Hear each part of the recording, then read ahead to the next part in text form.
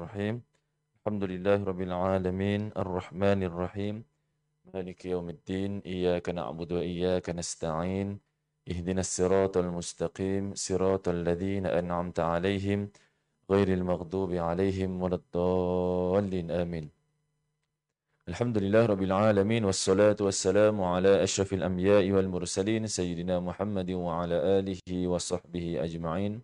سبحانك لا علم لنا إلا ما علمتنا إنك أنت العليم الحكيم ولا حول ولا قوة إلا بالله العلي العظيم. Yang saya hormati yang juga kita kasihi guru kita pada pagi ini Al-Fadil Ustaz Engku Ahmad Fadil bin Engku Ali. Seterusnya para jemaah pelajar-pelajar diskusi duha sekalian. Alhamdulillah kita manfaatkan kesyukuran kepada Allah Subhanahu wa taala. Kita masih lagi diberi kesempatan dan ruang oleh Allah untuk terus bersama kita pada pagi ini diskusi duha. Jadi insyaAllah pada pagi ini ceramah kita Al-Fadhil Ustaz Engku Ahmad Fadil akan membincangkan tajuk dalil syarak bukan sekadar Al-Quran dan hadis. Jadi tanpa memiliki masa, saya dengan selamatnya menjemput dan mempersilakan Al-Fadhil Ustaz Engku Ahmad Fadil untuk memulakan pengajian kita dengan tajuk dalil syarak bukan sekadar Al-Quran dan hadis. Dengan selamatnya dipersilakan.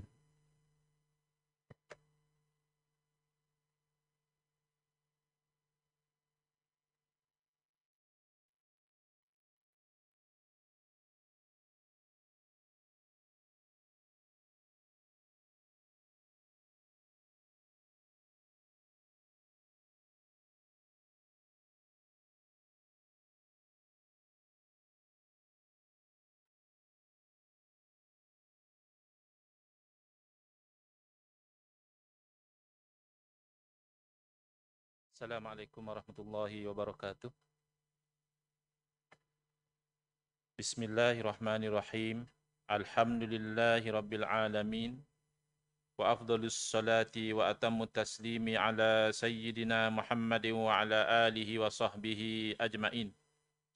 Rabbi shrah li sadri wa yassir li amri wa hlul 'uqdatam min lisani yafqahu qawli. Subhanaka la ilma lana illa ma 'allamtana innaka antal alimul hakim. Allahumma akhrijna min zulumatil wahmi wa akrimna binuril fahmi waftah alaina bi ma'rifatil ilmi wa sahhil akhlaqana bil hilm waj'alna mimman yastami'una al-qawla fayattabi'una ahsana. Allahumma ati nufusana taqwaha wa zakkiha anta khairu man zakkaha anta waliyuha wa maulaha. Allahumma arinal haqqa haqqan warzuqna ittiba'ah wa arinal batila batilan warzuqna ijtinabah. Allahumma anfa'na bima 'allamtana wa 'allimna ma yanfa'una wa zidna ilman wa huda. Amma ba'd. Alhamdulillah, muslimin, muslimat, hadirin hadirat yang saya hormati, moga-moga kita semua dirahmati dan diberkati oleh Allah Subhanahu wa taala. Syukur kepada Allah Subhanahu wa taala pada pagi ini dengan limpahan taufik dan hidayah daripada Allah Subhanahu wa taala, kita sama-sama dalam diskusi duha yang mana saya diminta membentangkan tajuk dalil syarak bukan sekadar Al-Quran dan hadis. Ya. Saya dapat tajuk ini agak lewat. Ya. Kalau awal mungkin saya lebih prefer kalau saya dapat sediakan slide. Ya. Slide presentation mungkin lebih jelas lagi. Tapi apa pun insya-Allah tanpa slide pun kita boleh mempermudahkan kefahaman tentang tajuk ini. Perkataan sekadar dalam tajuk ini sangat penting dan tidak boleh dibuang. Kalau dibuang perkataan sekadar, tajuk ini salah. Tajuk ini akan jadi batil. Kerana apa? Ya, tajuknya dalil syarak bukan sekadar Quran dan hadis. Kalau buang sekadar, Maknanya dalil syarak bukan Quran dan hadis. Tak betul lah. Kenapa tak betul? Kerana Quran dan hadis memang dalil syarak. Yang tak betul adalah sangkaan kononnya hanya dua ini sahaja adalah dalil syarak. Kan kita biasa dengar sebahagian daripada kawan-kawan kita, bila dia komplain tentang sesuatu hukum, kata dia, tak ada dalam Quran hadis pun. Mana ada benda macam ni? Dalam Quran hadis tak ada sebut pun. Jadi, yang itu yang keliru. Kerana seolah-olah dalil syarak ini hanya dua sahaja, padahal dalil syarak lebih daripada Quran dan hadis. Sebelum kita pergi lebih jauh, dalil syarak tu apa dia? Baik, dalil tu sendiri apa dia? Sehari dua ni orang berbincang. Boleh ke masyarakat awam nak tanya dalil? Ada yang kata, apa salahnya? Baguslah tanya dalil. Ada yang kata, kalau orang awam tak sesuai tanya dalil. Itu ini. Jadi kita nak faham dahulu apa yang kita nak bincangkan pada pagi ini, dalil itu apa dia? Dalil daripada perkataan bahasa Arab, dalla yadullu. Berarti tunjuk. Contoh, orang yang tak biasa datang ke Masjid Negeri Shah Alam, dia tanya kepada orang, macam mana saya ada program pagi ni nak datang ke Masjid Negeri Shah Alam, macam mana nak sampai ke sana? Lalu orang yang ditanya itu pun menerangkan. Kata dia, tuan, pergi street ni nanti nampak traffic light, belok kanan, kemudian ada roundabout begini-begini, itu namanya dalil. Orang yang menceritakan jalan itu adalah dalil. Kerana apa? Kerana dia menunjukkan. Jadi, yang dimaksudkan dengan dalil boleh jadi apa yang menunjukkan pada hukum. Kita semua tahu, umat Islam wajib sembahyang fardu 5 waktu sehari semalam. Mana dalil? Apa yang menunjukkan kata sembahyang 5 waktu itu wajib? Kenapa tak sunat? Umat Islam wajib berpuasa pada bulan Ramadan. Kenapa bulan Ramadan wajib puasa? Bulan Syawal? Sunat. Kenapa sunat bulan Syawal, tak bulan Syawal yang wajib? Itu namanya dalil. Maka di bawah ayat Al-Quran misalnya, wa aqimus salah. Di bawah ayat Al-Quran misalnya, kutiba alaikumus siyamu kama kutiba alal ladina min qablikum la'allakum tattaqun. Ya, itu dalil menunjukkan kepada hukum. Syarak itu adalah apa yang dimaksudkan di sini adalah hukum hakam Allah Ta'ala. Ya. Khitabullah al-muta'alliqu bi af'alil mukallafin imma bit-talab awit takhir. Ini syarak yang kita maksudkan dalam perbincangan kita adalah perintah Allah yang bersangkut paut dengan perbuatan orang mukallaf. Makna orang tak mukallaf, perbuatan dia tidak ada hukum. Jadi tak perlu kita tanya, Ustaz, apa hukum? Ada orang gila di Shah Alam ni, dia suka rosakkan harta benda orang. Tak ada hukum. Sebab dia tidak mukallaf. Ya, ada orang gila, dia suka bertelanjang ke sana kemari, tak pakai baju, apa hukum? Tak ada hukum. Sebab dia tidak mukallaf. Tapi kamu yang lihat dia telanjang tu ada hukum. Hati-hati. Sebab kamu mukallaf. Tapi tidaklah bererti mentang-mentang orang gila tidak ada hukum perbuatan dia, maka kita biar saja dia cederakan orang, dia rosakkan harta benda. Tak boleh. Ya, pihak berkuasa kena lakukan sesuatu untuk mengekang mudarat dia. Dia sendiri tak ada hukum. Tak ada dosa, tak ada pahala. Kita hukum ni hanya dengan orang mukallaf. Jadi kembali kepada apa yang kita sebutkan tadi. Misalnya kita kata pagi tadi solat subuh, fardu subuh, hukumnya wajib. Mana dalil? Itu maknanya Quran, hadis dan sebagainya yang menunjukkan bahawa solat subuh itu wajib. Bukan itu yang dimaksudkan dalam perbincangan kita pagi ini. Bukan dalil syarak dengan makna macam itu, bukan. Dalil syarak yang kita maksudkan dalam perbincangan pada pagi ini disebut juga dalam bahasa Arab masdar syar'i. Apa dia masdar? Sumber. Ataupun dalam bahasa Inggeris kita boleh kata tajuk perbincangan kita pagi ini adalah sources of Islamic law. Apakah sumber-sumber hukum syarak? Bukan nak cerita apa dalil wajib sembahyang, apa dalil wajib puasa, bukan. Hukum syarak secara keseluruhan tu ambil dari mana? Lalu ada sebahagian umat Islam menyangkakan bahawa yang wajib kita ikut sumbernya itu Quran dan sunnah sahaja. Kalau tak ada dalam Quran hadis, makna itu bukan hukum syarak. Ini hanya ulama saja yang kata macam itu. Ini bahaya. Seolah-olah ulama ketika berfatwa tentang hukum sesuka hati. Tak ada sumber. Alasan, tak ada dalam Quran hadis. Memang tak ada dalam Quran hadis. Kalau kita nak cari secara direct misalnya hukum forex trading, hukum cryptocurrency, hukum pindah organ, bahkan sesimpel hukum minum air ketum pun tak ada cerita dalam Quran hadis. Adakah bermakna bila ulama berfatwa ini hukumnya makna ulama tidak ambil daripada sumber? Jawabnya tidak. Kerana sumber hukum syarak bukan hanya Quran dan hadis. Bukan sekadar Quran dan hadis. Quran dan hadis confirm sumber hukum. Tapi lain daripada Quran dan hadis, ada lagi sumber-sumber hukum yang lain. Baik, kita pergi kepada Quran dan hadis terlebih dahulu. Kerana di zaman kita ini, kita kerap kali diuji dengan golongan yang menolak pegangan dan amalan umat Islam yang lain dengan alasan saya berpegang dengan Quran dan hadis. Mungkin antara tuan-puan biasa berdepan dengan golongan macam ini. Ini tak betul. Ini Nabi tak buat. Ini haram. Ya. Kenapa? Kan ke ulama dah fatwa. Ulama, saya pegang Quran hadis. Begitu. Jadi kita kena faham dahulu. Untuk umat Islam, berpegang dengan Quran dan hadis itu sebenarnya sepakat. Tidak ada pertikaian di kalangan kita. Kalau kita itu wajib berpegang dengan Quran dan hadis kerana itulah perintah daripada Allah dan Rasul.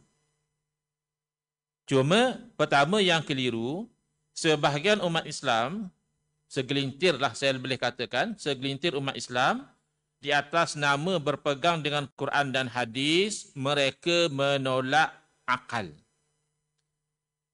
Dia tu Ustaz engku ni banyak pakai akal je. Ya, kita pegang Quran sunnah. Okey. Adakah Quran sunnah melarang kita guna akal? Bahkan sebaliknya. Quran sunnah yang memerintahkan kita menggunakan akal. Dalam Al-Quran kerap kita jumpa Allah Ta'ala menempelak orang yang tidak guna akal. Afala ta'qilun. Pasal apa hampa tak guna akal? Afala tatafakkarun. Awak hampa tak fikir ke? Wa fi anfusikum afala tubsirun. Dalam diri kamu sudah ada tanda-tanda kewujudan, kekuasaan, keesaan Allah. Kenapakah kamu tidak perhatikan? Bahkan, bila kita kata kita ikut Quran dan sunnah, itu kerana itu perintah daripada Allah Subhanahu Wa Taala. Persoalan, bagaimana kita tahu memang Quran dan sunnah itu daripada Allah Ta'ala? Kita kata kita ikut Quran hadis kerana ini perintah Allah. Macam mana kamu tahu itu memang benar? Quran hadis memang benar daripada Allah Ta'ala. Nak tak nak, jawabnya akal. Akal yang memberitahu kepada kita, kalau seumpama Quran, mustahil bohong. Dalamnya penuh dengan pelbagai cerita, pelbagai maklumat, pelbagai fakta yang tidak langsung bercanggah satu sama lain.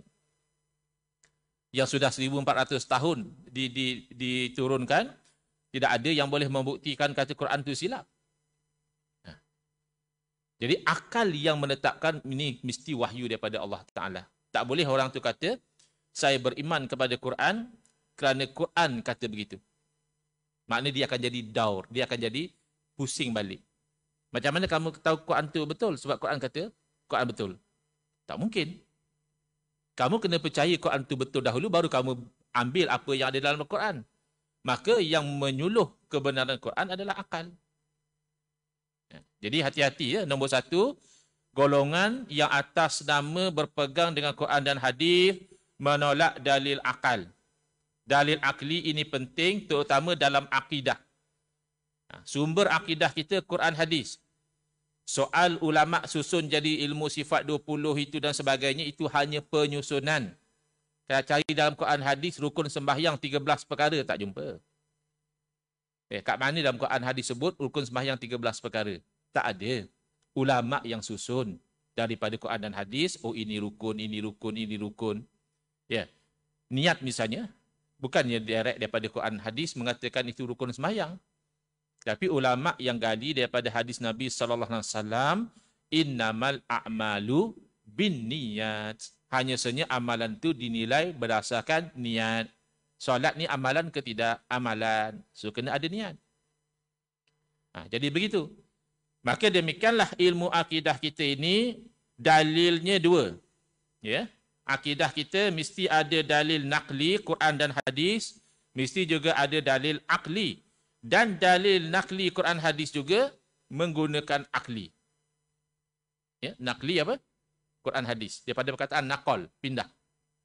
Kita ambil daripada Quran hadis, itu namanya naqal.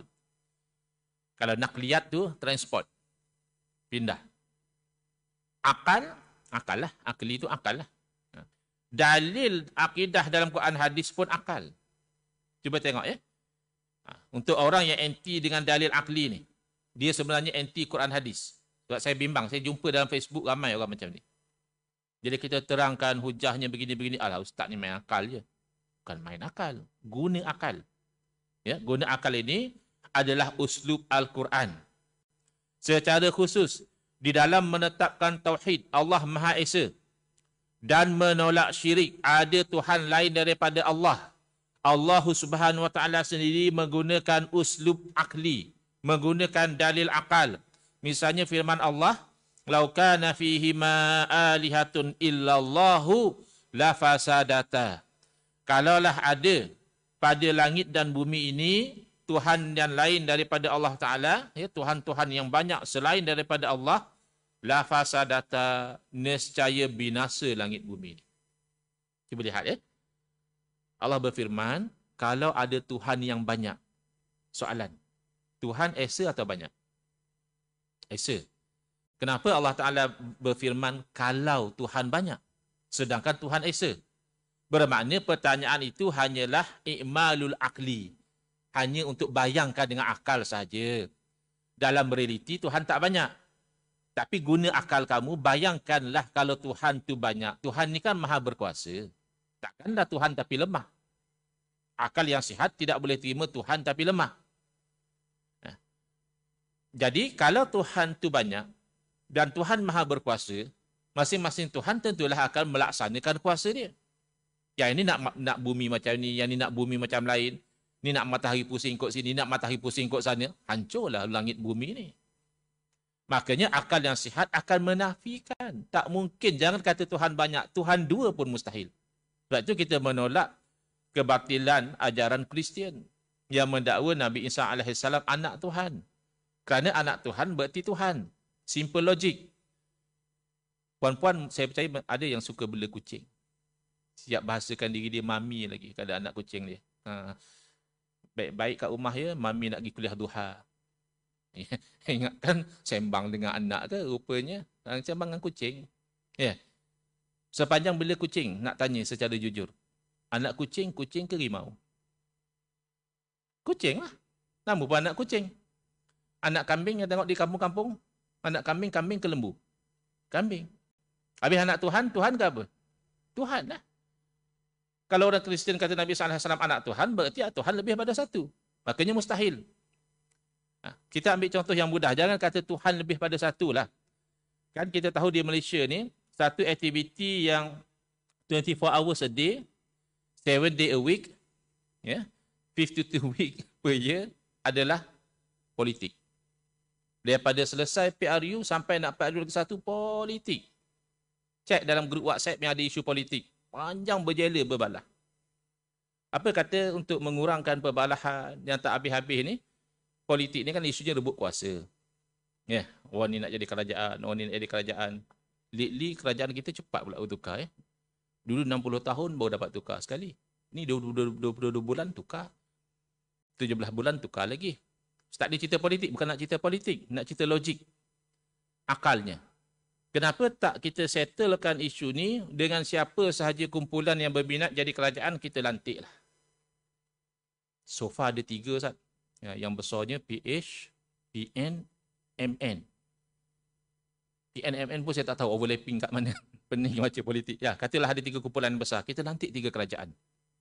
Okey, lantik 3 kerajaan. So Perdana Menteri siapa? 3 Perdana Menteri lah. Dah 3 kerajaan. Agak-agak lah secara logiknya. Boleh ke tadbir negara kita dengan ada 3 kerajaan dengan 3 Perdana Menteri? Alangkah satu Perdana Menteri pun pening lagi, ya tak? Perdana Menteri cakap lain, di Malan cakap lain, Menteri ini cakap lain. Pula ada 3 Perdana Menteri, tak mungkin negara kita ditadbir dengan baik. Kalau sebuah negara yang kecil, seumpama Malaysia, kita tidak boleh bayangkan ditadbir oleh lebih pada satu kerajaan. Bolehkah alam semesta, langit dan bumi, haiwan dan tumbuh-tumbuhan ditadbir oleh lebih pada satu Tuhan? Mustahil. Mustahil itulah namanya akli. Berapa bahagi hukum akal? Ingat lagi? Di kelas macam ni, seronok kalau ada macam pihak masjid sediakan 4-5 hadiah, tanya soalan, betul bagi hadiah. Kan seronok sikit. Ya. 3 bahagian. Ya. Hukum akal ada 3 bahagian. Untuk memahami, saya bagi contoh. Ya. Contoh saja. Tuan-puan datang ke kuliah duha pagi ni, tinggalkan rumah dalam keadaan kemas dan elok, pintu telah ditutup, mangga telah dipasang. Ya.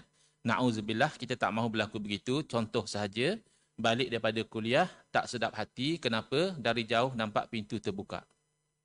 Sampai depan pintu nampak mangga terkopak. Jenguk dalam rumah, habis barang-barang berselerak. Baik, soalan. Apa yang bermain dalam fikiran? Rumah dah kena pecah, masuk. Soalan lagi. Macam mana boleh tahu kata rumah kena pecah masuk? Padahal ketika kejadian, tuan-puan berada di sini. Mata tuan-puan di sini. Telinga tuan-puan di sini. Macam mana begitu confident mengatakan rumah dah kena pecah masuk? Jawabnya, akal yang beritahu, kalau dah jadi macam ni, pintu tertutup terbuka, mangga terpasang dah terkopak, barang tersusun dah berselerak, mesti ada orang buat. Mesti itu namanya wajib akli. Sesuatu yang akal tak boleh terima, kata tak ada. Mesti ada. Tiba-tiba kita tanya, jiran kita tak ada ke mana-mana, dia suka rehat kat rumah je pagi-pagi. Kita tanya, Abang Haji, tadi masa saya pergi ke masjid, Abang Haji perasan tak siapa-siapa masuk pecah rumah saya? Jiran kita pun keluar, dia tengok, ish, saya tak perasan pula, tak ada dengar bunyi apa-apa. Mungkin jadi sendiri tak? Kata dia. Mungkin jadi sendiri tak? Aku dah lah susah hati. Kau boleh buat lawak macam ni. Takkan jadi sendiri. Takkan itulah hukum akal yang kedua, namanya mustahil. Mustahil ini sesuatu yang akal tak boleh terima benda tu ada. Ada satu objek dalam detik yang sama, dia bergerak dan dia statik. Tak mungkin. Dalam detik yang sama ada dia bergerak atau dia statik. Tak boleh dia bergerak dan statik at the same point of time. Okay? Tetapi kalau dia bergerak pada satu detik, dia statik pada satu detik yang lain, itu mungkin. Jadi mustahil tu sesuatu yang akal tak boleh terima kata ada. Tak mungkin ada punya. Baik, siapa agaknya yang lakukan pekerjaan tu, pecah masuk rumah kita? Boleh jadi tak penagih dadah? Akal kita kata, boleh jadi. Boleh jadi tak pencuri profesional? Boleh jadi. Boleh jadi tak orang yang dengki khianat dengan kita, saja nak menyusahkan hidup kita? Boleh jadi. Sebenda yang boleh begini, boleh begitulah namanya jaiz. Bukan jaiz. Jabatan Agama Islam Selangor, ya. Zai. Jaiz. Maknanya harus. Akal boleh terima ada penagih dadah masuk rumah kita, akal boleh terima, dan akal boleh terima tidak ada. Tidak ada penagih dadah yang masuk rumah kita, ada orang lain. Tapi kalau benda tu jadi sendiri, akal tak boleh terima. Ada orang dah buat kerja tu, akal kata mesti. Inilah 3 jenis hukum akal, ya. Wajib, bukan wajib syarak. Wajib syarak buat dapat pahala, tak buat berdosa. Wajib akal tak boleh terima, kata tak ada, mesti ada. Ya, ini ada kaitan dengan akidah. Maka orang yang memisahkan antara dalil akli dengan dalil nakli, antara akal dan Quran hadis, orang ini gagal faham. Jauhi, ya. Golongan yang menolak dalil akli, kita jauhi. Tapi akal ni of course kena terpandu dengan wahyu. Al-Imam Al-Ghazali rahimahullah ta'ala memberi gambaran yang sangat cantik lawa tentang kaitan akal dengan nakal. Wahyu dengan akal ni ada kaitan. Sehingga kan orang yang nak guna akal sahaja tapi tak nak guna wahyu. Akal sudah cukup kata dia. Okay, manusia dah begitu pandai, tak perlu pada Quran, hadis apa semua ini. So-called divine revelation semua ni tak perlu kata dia. Itu adalah ibarat orang yang matanya celik, tajam, bagus berjalan dalam kegelapan. So tak nampak. Demikian orang yang berpegang dengan Quran dan hadis tapi dia tidak mahu guna akal. Dia literalis. Dia zahiri. Ya, tak langsung tak guna akal untuk faham Quran hadis, ibarat orang yang berjalan dalam suasana yang terang benderang tapi matanya buta atau dipejam. Tak nampak juga. Maka kita orang Islam hendaklah berpandu pada Quran dan hadis, itu ibarat cahaya matahari yang menyuluh perjalanan kita, dan gunakan akal ibarat mata kita yang boleh memandang. Baik. Itu yang pertama. Yang kedua tentang Quran dan hadis. Ya. Kita kena faham bahawa Quran dan hadis ini ada dari dua sudut yang kita perlu pertimbangkan.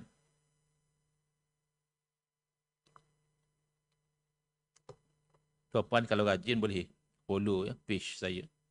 Engku Ahmad Fadzil, The Original Page. Dengan amaran awal, kalau tak suka stres, baca komen yang bukan-bukan, maki hamun, tak payah follow pun tak apa. Sebab page saya tu macam-macam komen ada. Yang masuk-masuk, Ustaz Engku bodoh pun ada. Ustaz Engku ni ketua musyrikin. Itu pun ada juga.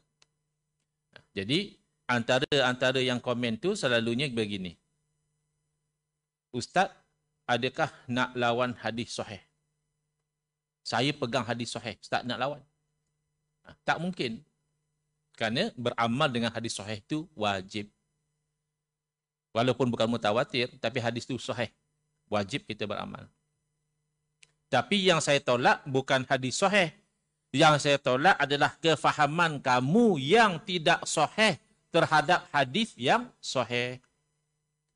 Jadi sekarang ni, sebahagian umat Islam, dia bercakap dengan slogan yang nampak gempak, mantap. Kami ni golongan yang berpegang dengan Quran dan hadis yang sahih. Masya Allah. Cuba kita faham dahulu cerita hadis sahih. Pertama, Quran dan hadis ada dua sudut. Pertama, sudut ianya sampai dari Rasulullah SAW kepada kita. Ke ada antara kita yang dapat wahyu? Jangan mengaku akan report ke JAIS, susah. Ya. Tak ada kan dapat wahyu terus. Yang kita kata kita pegang Quran hadis itu dapat pada mana Quran tu? Guru kita. Tak payah nak bohong lah. Saya, tuan-tuan, puan-puan sama saja. Kita dapat Quran daripada guru kita. Guru kita dapat daripada guru dia. Dan kalau kita betul perjalanan kita bersambung sanad itu sampai kepada sahabat Nabi dapat daripada Rasulullah SAW, Rasulullah SAW dapat daripada Jibril AS ataupun secara direct daripada Allah Subhanahu Wa Taala. Jadi persoalan yang pertama, cara sampai. Dan tentulah Quran dan hadis ada lafaz-lafaznya. Ada perintah-perintahnya, ada larangan-larangannya. Maka sudut yang kedua adalah bagaimana lafaz Quran hadis menunjuk kepada makna dia. Saya ulang ya. Dua sudut. Pertama, sudut sampainya Quran dan hadis. Yang kedua, sudut makna Quran dan hadis. Sudut sampainya Quran dan hadis, maka Quran dan hadis ada yang yakin, Quran semuanya yakin, hadis ada yang yakin, ada yang zonni. Ini yang kecoh bapa ni. Dia kata hadis ini hanya sangkaan dan sebagainya. Kalau kita tak perincikan perbincangan, masyarakat boleh jadi keliru. Kadang benda tu betul. Tapi kita sebut umum macam tu dah jadi confuse. Kena perincikan ya. Daripada sudut sampainya Quran dan hadis kepada kita, Al-Quran semuanya sampai secara mutawatir. Apa makna mutawatir? Diriwayatkan oleh bilangan perawi yang begitu ramai, sekira-kira tak mungkin seramai itu menipu, tersilap, terlupa, tak mungkin. Maka al-mutawatiru yufidul qat'a. Perkara yang sampai secara mutawatir itu menatijahkan putus. Maknanya tak ada ragu-ragu dah. Bukan cerita Quran hadis saja ya. Mutawatir menyebabkan yakin ni bukan cerita Quran hadis saja. Saya bagi contoh. Perdana Menteri kita yang sekarang yang ke berapa dah? Cepat sangat tukar, tak sempat nak bilang. 9 ya? 9 lah. Perdana Menteri kita yang ke-9, Datuk Seri Ismail Sabri. Ada kawan buat interview, tanya soalan, tak boleh salahkan dia juga. Kerap sangat tukar Perdana Menteri. Siapa Perdana Menteri Malaysia? Dia tanya. Sabri Yunus, dia jawab. Sabri Yunus. Rasa pelakon ni dah. Dia bantah dengan Sabri Ismail Sabri. Baik. Saya nak tanya. Siapa di sini masih ragu-ragu kod bukan Datuk Ismail Sabri yang Perdana Menteri sekarang ni? Saya percaya semua yakin. Walaupun tak semua setuju. Ada orang nak orang lain jadi Perdana Menteri, itu kita fahamlah. Dia tak mau Datuk Ismail Sabri jadi Perdana Menteri. Dia nak tokoh dia begini-begini, itu cerita lain. Tapi yang ragu-ragu bahawa Datuk Ismail Sabri jadi Perdana Menteri Malaysia sekarang, saya percaya tak ada. Okey, siapa antara tuan-puan hadir masa Datuk Ismail Sabri angkat sumpah jadi Perdana Menteri? Jangan kira orang Shah Alam ni orang kuat-kuat politik ke apa. Ada yang hadir? Tak ada. Yang lihat surat watikah pelantikan? Habis yang yakin sangat pasal apa? Pasal mutawatir. Pasal perkhabaran itu sampai daripada sumber yang pelbagai. Asrul Awani lapor benda yang sama, berita harian sama benda yang sama, Sinar Harian benda yang sama, bahkan CNN, Yahoo.com dan sebagainya, semua lapor benda yang sama. Mustahil lah semua pakat tersilap menipu, tak mungkin. Itu cerita mutawatir. Maka Quran semuanya sampai dengan cara yang yakin, tak boleh kita katakan ini bukan daripada Nabi SAW. Sedangkan hadis, sebahagiannya mutawatir, sama seperti Al-Quran. Maka di situlah datangnya keliru. Kalau kita kata hadis terbina atas sangkaan. Kelirunya di situ. Sebab ada hadis-hadis yang terbina atas yakin. Hadis yang mana? Yang mutawatir. Yang diriwayat oleh bilangan perawi yang ramai. Takkan seramai itu perawi tersilap, terlupa semua. Tak mungkin. Sampai 70 sahabat Nabi riwayat benda yang sama. Kalaupun lafaz berbeza-beza tapi isinya sama. Tak mungkin itu isinya tak betul. Begitu. Ya. Tetapi berbeza dengan Al-Quran, tidak semua hadis mutawatir. Hanya sebahagian saja hadis mutawatir, tapi banyak hadis yang tidak mutawatir. Maka hadis yang tidak mutawatir ini tidak qat'i. Ini yang kata sangkaan tu. Ini daripada Nabi SAW atau bukan? Ini daripada Nabi SAW atau bukan? Yang riwayat seorang, dua orang. Seorang, dua orang ni boleh jadi tak terlupa, boleh jadi. Boleh jadi tak tersilap, boleh jadi. Maka ada zon di situ. Zon inilah yang menyebabkan pakar-pakar hadis terpaksa kerja lebih. Kalau hadis mutawatir, pakar hadis tak perlu kerja lebih dah. Yakin ini memang daripada Nabi SAW. Tinggal nak gali makna je. Daripada Nabi dah tak ragu-ragu. Tapi kalau hadis itu hadis ahad, ahad ni maknanya diriwayat oleh bilangan yang tak ramai, maka ulama-ulama hadis terpaksa kerja lebih. Kerana apa? Nak kena cek pula perawi ni bagus ke tidak ingatan dia. Sebab itu ilmu hadis pun dia ilmu akal juga sebenarnya. Kerana akal mengatakan orang yang kuat ingatan biasanya tak lupa. Walaupun tak mustahil lupa. Orang yang selalu lupa, kemungkinan besar dia lupa. Walaupun tak boleh jadi apa yang disebut itu memang betul. Jadi dia terbina atas kajian. Jadi bila dia dapati perawi hadis itu bagus kualitinya, kuat ingatannya, siqah orangnya boleh dipercayai, sanad pula bersambung, tak ada putus di mana-mana, maka kata mereka kemungkinan besar ini memang daripada Nabi SAW. Inilah yang diistilahkan dalam ilmu hadis, hadisnya sahih. Jadi level rendah sikit pada mutawatir, daripada sudut yakin atau tak yakin. Tapi masih lagi wajib beramal. Kenapa? Kerana kemungkinan besar Nabi kata, dalam beramal ini memadai ghalabatu zon, berat sangkaan. Tak mesti yakin. Kadang-kadang orang dalam beramal pun dia nak yakin. Yang mesti yakin tu akidah. Akidah tak boleh berat-berat sangka. Rasa-rasa ada kot syurga neraka, tapi tak tahulah kot kalau tak ada. Tak boleh. Tapi kalau dalam amalan boleh. Rasa-rasa aku menghadap sini, menghadap kiblat ni. Nak pasti mana boleh pasti. Duduk di Shah Alam nak pasti menghadap Kaabah. Yang betul pasti menghadap Kaabah yang sembahyang depan Kaabah tu. Yang duduk di Shah Alam nak pasti menghadap Kaabah tak pasti. Memadailah berat sangkaan, wajib dia menghadap ke situ. Maka memadailah berat sangkaan itu hadis daripada Nabi SAW yang diistilahkan hadis sahih, maka wajib beramal dengan hadis itu. Walaupun kita akui ulama hadis pun boleh khilaf juga. Bukan ulama mazhab dia khilaf. Kita kata mazhab Syafi'i kata gini, mazhab Hanafi kata macam lain, Maliki lain pula fatwanya. Ulama hadis pun gitu juga. Riwayat yang sama, di sisi penilai hadis ni dia kata sahih, dapat pada penilai hadis yang lain dia kata dhaif. Bahkan dapat pada penilai hadis yang strict, maudhu' terus dia kata. Ada beberapa hadis sahih Muslim dinilai oleh penilai hadis yang syadid, yang strict, maudhu' kata dia. Padahal hadis sahih Muslim. Itu kita tak nafikan. Kita nak ambil umum saja, kalau hadis tu sahih, wajib beramal. Ya, baik. Lalu apabila tidak memenuhi syarat, maknanya mungkin perawinya agak pelupa orangnya, ya, ada orang sebab ilmu hadis ni dia ilmu tentang perawi banyaknya.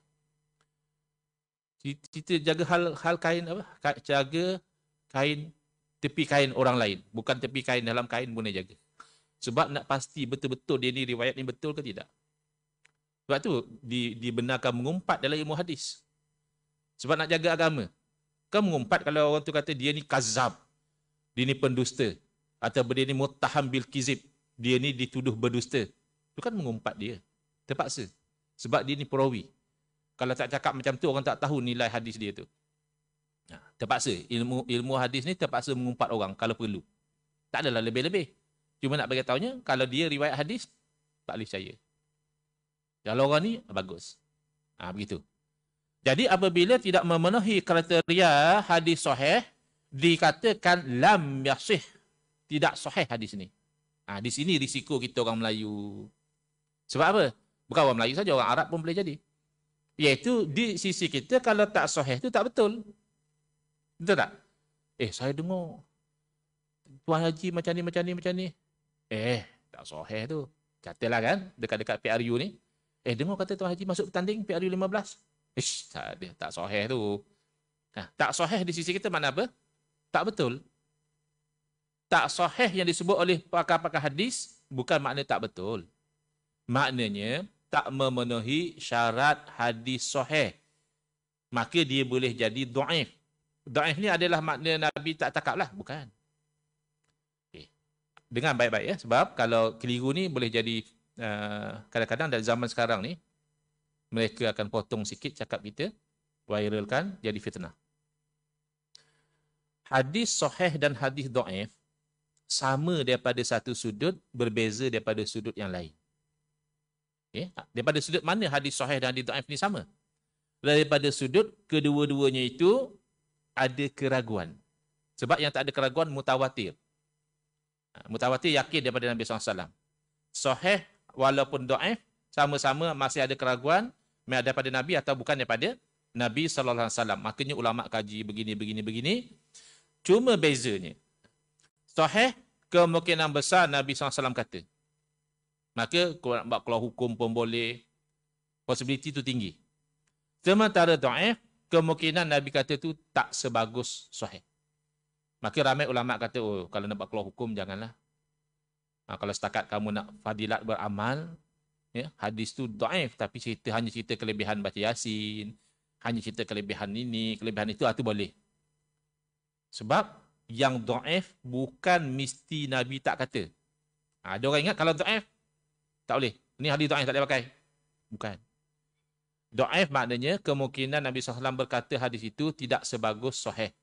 Makanya Imam Nawawi rahimahullah ta'ala meriwayatkan kesepakatan di kalangan ulama bahawa diharuskan, bahkan digalakkan beramal dengan hadis yang dhaif pada fadilat. Misalnya ada hadis dhaif kelebihan baca Yasin malam Jumaat, boleh amalkan. Sebab baca Yasin hukumnya dah pasti sunat. Cuma fadilat tu dapat ke tak dapat, tak pastilah hadis dhaif.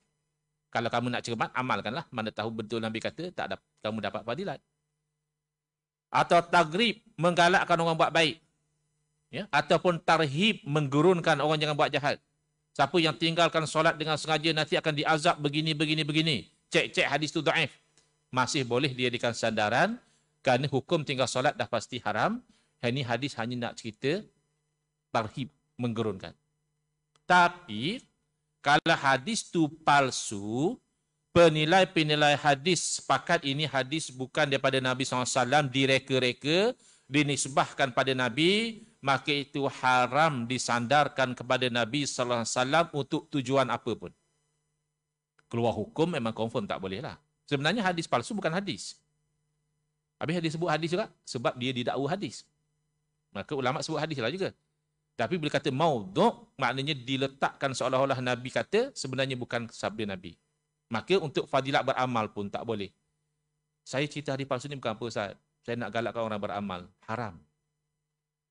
Kod dia maafkan pun kalau dia tak tahu. Dia tak tahu. Dia ingatkan hadis tu betul. Maka dia ceritalah kat orang. Tapi setelah dia tahu, tak boleh. Sebab itu namanya berdusta dengan sengaja atas nama Nabi SAW. Ya? Jadi kita kena faham, kalau hadis mutawatir, yakin. Maka sebab itulah hadis mutawatir itu dijadikan dalil dalam bab akidah. Ya? Kerana akidah mesti yakin. Adapun hadis ahad yang sahih tetap wajib beramal. Dikeluarkan hukum daripadanya kerana kemungkinan besar itu memang daripada Nabi SAW. Sementara hadis yang dhaif, ya, tidak dijadikan sandaran hukum kerana kemungkinan Nabi kata itu tak begitu bagus sebagaimana hadis yang sahih. Tapi kalau sebagai sandaran fadilat, nak menggerunkan daripada maksiat, nak menggalakkan buat taat, maka itu dibenarkan. Bahkan dalam beberapa perkara lain, seperti dalam bab nak tafsir Quran, sokong dengan hadis dhaif masih boleh. Sebab nak tafsir Quran, bahasa Quran itu sudah jelas. Hadis dhaif ni hanya sokong saja. Atau bab sirah misalnya, hanya nak bagi tahu Nabi SAW lahir begini-begini, hadis tu dhaif. Tak apalah, cuma nak kita sirah, bukan hukum. Begitu ya. Sebab di zaman kita sudah ada orang yang allergik melampau dengan hadis dhaif. Ya, asal dhaif dia tolak. Ini juga tak betul. Ya. Ada juga yang sewenang-wenang pula, yang palsu pun dibantainya juga. Itu juga tak betul. Kerana palsu tak boleh kita riwayatkan, sampaikan, kecuali dengan jalan nak bagi tahu ini hadis palsu. Tapi kalau nak menggalakkan dan sebagainya tak boleh. Baik. Selesai ya. Okey, saya pause sejenak. Ada sebarang soalan sebelum saya pergi to the next. Sila.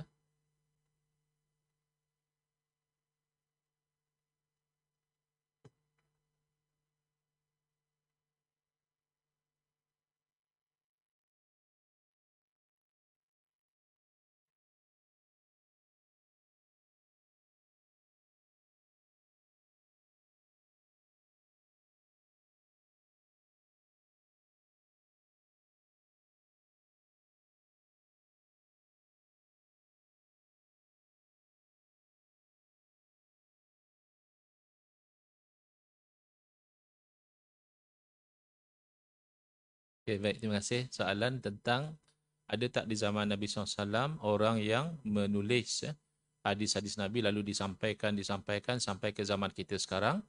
Kerana ada di zaman kita ni golongan yang tuan sebut tadi, iaitu golongan Wahabi, yang dia melarang perbuatan orang Islam, alasannya Nabi tak buat.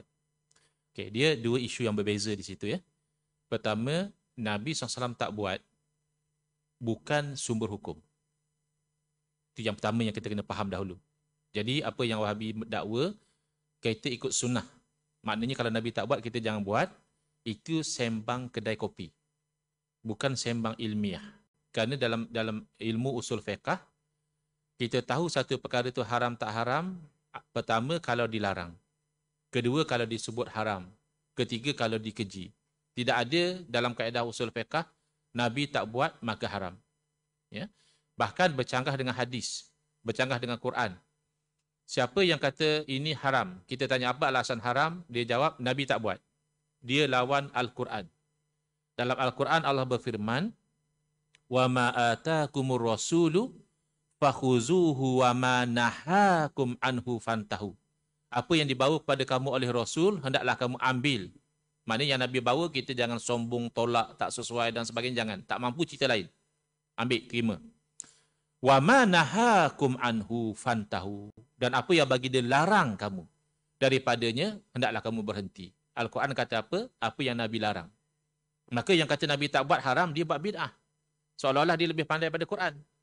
Quran kata apa yang Nabi larang, dah jangan buat. Dia kata dah, bukan hak Nabi larang saja. Hak Nabi tak buat pun haram dah. Ini main mana? Ini bid'ah. Dan bercanggah dengan hadis Nabi SAW, Nabi bersabda, "Idza nahaitukum an syai'in fajtanibuhu wa idza amartukum bi amrin fa'tu minhu mastata'tum." Atau kama qala SAW, apabila aku larang kamu daripada satu perkara, jauhilah perkara yang dilarang itu. Nabi SAW tidak bersabda, kalau saya tak buat satu benda, jauhi, tidak. Kalau saya larang. Jadi golongan ini sebenarnya memandai-mandai dalam agama. Dia membawa imej dia anti bid'ah. Padahal dia banyak buat bid'ah yang sayyi'ah. Ini salah satunya, menghukum haram satu perkara semata-mata Nabi tak buat. Dengan kita tidak nafikan, boleh jadi satu benda Nabi tak buat dan memang haram.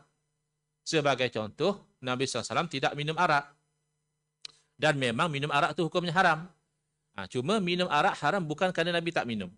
Tapi kerana sabit dalam dalil Quran dan hadis, Allah mengharamkan arak. Nabi SAW tidak makan daging dhab. Bahkan nampak macam haram. Sepintas lalu nampak macam haram. Kerana apa? Kerana ada orang hidangkan daging dhab pada Nabi SAW. Nabi dah nak makan. Diberitahu, ya Rasulullah, ini daging dhab. Terus Nabi tak jadi makan. Sepertinya haram. Tapi tidak haram. Kenapa? Bila ada sahabat Nabi, pelawa. Kalau Rasulullah tak nak, bagi saya je lah. Nabi bagi dia makan. Nabi tak akan bagi sahabat makan benda haram. Habis kenapa Nabi SAW tak makan? Bagi dia bagi tahu, di tempat kami tak biasa makanan macam ni. Kita jugalah tak biasa makan, kadang tak ada selera. Tuan-puan, semua orang ke lalu nak makan daging arnab. Ada yang macam, tak nak lah. Jadi bukan sebab daging arnab haram, tapi tak biasa. Jadi itu isu yang pertama ya. Isu Nabi tak buat dikatakan haram tak betul. Yang kedua, isu adakah ada orang menulis hadis daripada Nabi SAW? Barangkali ada, tapi tulis atau tak tulis tak penting. Kerana apa? Kalau orang tu nak menipu, dia boleh menipu dengan lisan, dia boleh menipu dengan tulisan. Dia boleh tulis, dia kata ini hadis Nabi. Makanya yang itu tidak relevan. Yang relevan yang menyampaikan. Sama ada dengan tulisan ataupun dengan lisan, dia ni karakternya bagaimana? Adakah dia ni orang yang boleh dipercayai? Adakah dia ni orang yang kuat ingatannya? Atau dia pelupa? Ataupun dulu dia kuat ingatan, tapi ini hadis diriwayat masa dia dah tua. Dah tua orang kata dia ni dah lain macam sikit ingatan dia. Banyak benda yang pengkaji hadis akan kaji. Makanya kalau dia kata ini hadis Nabi SAW, betul sebagaimana yang Tuan sebut tadi, dia pun tak hidup zaman Nabi. Saya bagi contoh yang lebih mudah lagi. Solat. Kita dah belajar solat cara mazhab Syafi'i. Angkat tangan begini, letak tangan di sini. Dia cara rokoknya begini, sujudnya begini. Ya. Sekali kita tengok kawan kita sudah lain macam. Sejak pergi kuliah syekh sekian. Ya. Allahu Akbar. Ya. Tahiyatnya sudah begini-begini. Tanya, bro, lain macam ni semayang sekarang. Ada sebab. Dia kata, apa sebab? Kita semayang tahu tak? Nabi pesan apa? Tak tahu? Nabi pesan, sallu kama ra'aitumuni usalli. Hendaklah kamu semua tu sembahyang sebagaimana kamu lihat aku sembahyang. Sebab tu aku sembahyang macam tu. Nak sembahyang cara Nabi. Jadi semangat dia tu bagus. Ya? Cuma kadang-kadang akal dia tidak perasan. So kita kena bawa dia pada realiti. Pelan-pelan tepuk dia, bang. Bagus abang. Sembahyang macam lihat Nabi sembahyang. Bila abang lihat Nabi sembahyang? Semalam? Minggu lepas? Tahun lepas? Tak ada antara kita yang lihat Nabi sembahyang. To be honest. Kita sembahyang sebagaimana kita sembahyang. Baik kita yang sembahyang macam mazhab Syafi'i, atau dia yang sembahyang macam ikut Tok Syekh yang bagi kursus pada dia sifat solat Nabi itu, dua-dua tak lihat Nabi sembahyang. Hanya kan dia ikut Tok Syekh dia, kita ikut ulama' kita. Bezanya apa? Ulama' kita itu cara sembahyangnya itu pasti bersambung sanad itu. Kalau kita mazhab Syafi'i, daripada guru kepada guru kepada guru, kepada murid Imam Syafi'i, kepada Imam Syafi'i, kepada guru Imam Syafi'i, kepada tabi'in, kepada sahabat Nabi. Sahabat Nabi lah yang kebanyakan mereka melihat Nabi sembahyang. Maka kalau sanad kita bersambung, iaitu insya-Allah solat kita solat Nabi. Yang dia mungkin terputus sampai Syekh Al-Albani, mungkin sampai kepada Syekh sekian-sekian. Kalau terputus sanad, tidak ada jaminan bahawa itu sembahyang ikut sifat solat Nabi. Dan kadang-kadang boleh jadi Nabi SAW melakukan kedua-dua. Kenapa kita hanya anggap solat kita saja solat sifat Nabi? Misalnya, nak sujud. Ada riwayat mengatakan Nabi SAW sujud turun lutut dahulu. Ada riwayat mengatakan Nabi SAW sujud dengan tangan dahulu. Dan boleh jadi kedua-duanya berlaku pada masa yang berbeza. Mungkin masa Nabi SAW sihat, kuat, lutut dahulu tak ada masalah. Tapi kalau kita ada masalah kurang sihat, kita nak lutut dahulu tu kadang lemah. So kita tangan dahulu. Maka kalau salah satu pun insya-Allah dua-duanya sunnah. Yang bid'ah kalau sujud kepala dahulu. Itu bid'ah dan berbahaya kepada kesihatan. Cuba sujud kepala dulu. Oh, itu bid'ah. Jadi, ini yang jadi masalah seolah-olah mereka itu berjumpa dengan Nabi SAW. Padahal mereka hanya ambil pada guru dia. Jadi kata kepada kita jangan taksub mazhab. Kita tidak taksub. Kita hanya ikut yang ada kita ada ilmu. Yang kita belajar mazhab Syafi'i. Yang pasti sanad bersambung. Dan memang takdir Allah Ta'ala. Memang mazhab asalnya banyak. Mazhab sahabat Nabi, mazhab tabi'in, fuqaha us-sab'ah dan sebagainya. Banyak. Zaman imam mazhab yang 4 pun ada ulama-ulama lahir dan mujtahid yang hebat-hebat. Tetapi takdir Allah, semua mazhab pupus. Tak sampai kepada kita apa mazhab, apa kaedah dan sebagainya, kecuali dengar satu dua fatwa. Pernah Sayyidina Alwi Abbas berfatwa macam ni, pernah Sayyidina Ali berfatwa macam ini, Imam Lais, Imam Sya'bi dan sebagainya. Tapi intact as a school of thought, hanya 4 mazhab saja yang sampai kepada kita. Makanya mengikut pada salah satu ini, memang sanad bersambung. Inilah cara paling selamat nak ikut Quran dan Sunnah. Iaitu ikut salah satu mazhab. Tapi saya nak ikut 4-4 Ustaz. Tak mungkin. Itu angan-angan je. Nak belajar 4-4 pun tak mampu. Satu mazhab kita, mazhab Syafi'i dah habis belajar ke? Mazhab Syafi'i pun ada khilaf dalam mazhab. Mana yang asah, mana yang muqabil asah. Mana yang sahih, mana yang muqabil sahih. Mana yang muktamad, mana yang tidak muktamad. Mana yang muhtarar Imam Nawawi tapi bercanggah dengan muktamad. Kita pun tak faham. Itu baru mazhab kita. Belum mazhab Hanafi yang guna istihsan lagi. Belum mazhab Maliki yang guna amal ahli Madinah lagi. Ya, mazhab Ahmad bin Hanbal yang menggunakan masalah mursalah dan sebagainya. Paling-paling kita ni ada kaji, ada belajar fiqh muqarrar, itulah saja. Nak beramal pasti satu juga. Kamu sembahyang subuh baca kunut ke tak baca kunut? Satu saja. Kan ada orang sembahyang subuh yang sama di kunut, subuh sama juga dia tak kunut. Tak ada. Akhirnya ketika beramal dia akan pilih satu. Ulama-ulama yang hebat juga begitu. Ulama yang datang selepas daripada imam 4 mazhab ni, mereka mujtahid mutlak muntasib. Mereka mujtahid hebat, Quran hadis dalam dada, ratusan ribu hadis dengan perawi dalam dada mereka, tapi mereka intisab kepada imam mazhab. Mereka pilih satu. Dan ada yang tukar mazhab. Ada ulama, tak silap saya, Imam Abu Ja'far At-Tahawi, rahimahullah ta'ala, yang terkenal dengan kitab Aqidah Tahawi, beliau asal mazhab Syafi'i. Kemudian beliau rasa selesa mengaji, faham mazhab Hanafi. Beliau tukar mazhab. Tapi beliau tukar dengan belajar. Bila berguru dengan ulama Hanafi, jadi Hanafi. Syekh Abdul Qadir Jalani, rahimahullah ta'ala, tak silap saya, asalnya pun sama mazhab Syafi'i. Kemudian beliau ikut mazhab Hanbali. Dan ramai ulama-ulama hadis yang mazhab Syafi'i. So kita baru tahu hadis 2-3, kita dah nak tinggal mazhab Syafi'i, itu kelakar. 70% of muhaddis adalah mazhab Syafi'i. Tak kurang, 70%. Satu masa dahulu, Imam Nawawi pernah berfatwa, kalau ada orang keluar tinggal wasiat, dia kata saya wasiatkan buku-buku ini, harta ini kepada muhaddis, ahli hadis, ahlul hadis, maka hendaklah diberi wasiat itu kepada ulama mazhab Syafi'i. Kerana pada masa itu yang terkenal dengan ahlul hadis adalah ulama mazhab Syafi'i. Kalau dari segi akidah, about 90% of ahli hadis adalah Asy'ariyah. Mazhab Asy'ari. Ada pensyarah zaman moden ni buat kelakar. Dia buat pembentangan kertas kerja, polemik akidah antara ahlul hadis dan Asy'ariyah. Bercerita. 90% of ahlul hadis tu Asy'ariyah, apa yang polemiknya? Ini penipuan-penipuan dengan tajuk saja sudah menipu. Jadi kita kena hati-hati. Jadi sebenarnya untuk kita beramal dengan Quran dan hadis secara amalan adalah mengikut salah satu daripada mazhab yang 4. Kerana apa? Ini cerita dalil.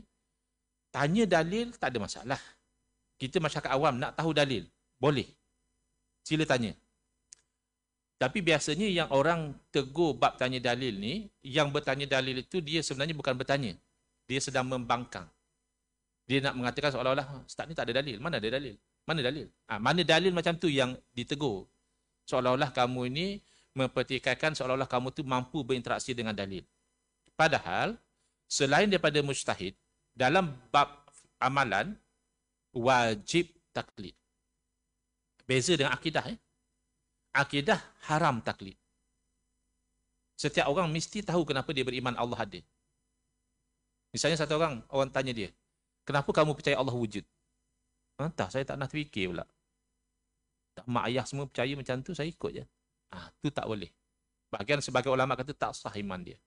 Sebagai ulama kata sah lagi lah sebab dia percaya benda betul dan dia jazam. Maknanya dia yakin masih sah tapi berdosa sebab dia tak tahu dalil. Bab akidah wajib kena tahu dalil. Tapi bukanlah tahu terperinci macam pakar akidah nak cerita dia punya mantik dia begini-begini, tak. Tahu bahawa tengok diri kita cukup lah. Takkan diri kita tak ada yang cerita kot. Kita dulu tak wujud. Sesuatu yang tak wujud kemudian baru wujud, pasti diwujudkan. Kerana kalau mewujudkan diri sendiri, mustahil. Untuk mewujudkan, yang mewujudkan mesti wujud dulu.